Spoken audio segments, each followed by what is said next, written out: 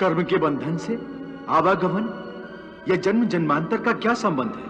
मनुष्य अपने एक जन्म में जो कर्म करता है, उन कर्मों के फल के रूप में पाप और पुण्य दोनों ही होते हैं। कभी पाप अधिक होते हैं तो कभी पुण्य।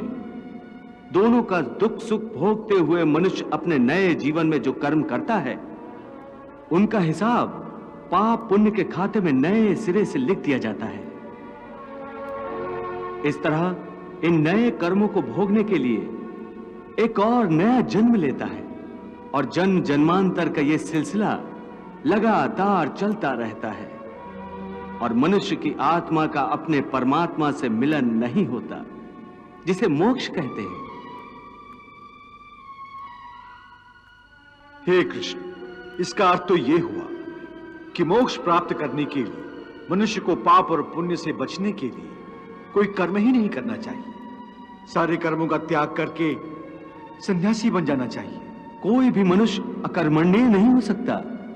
कर्म तो उसे हर स्थिति में करना पड़ता है। परंतु सन्यासी तो कर्म का त्याग तो करते ही हैं। हे पार्थ, सन्यासी भी कर्मों का त्याग नहीं करते, न ही कर सकते हैं।